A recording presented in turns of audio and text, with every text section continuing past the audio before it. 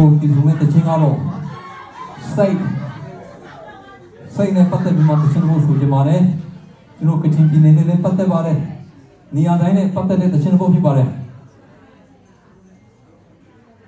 အခုမချီရေကရေးပေးထားတဲ့တချင်းဖို့ဖြစ်ပါတယ်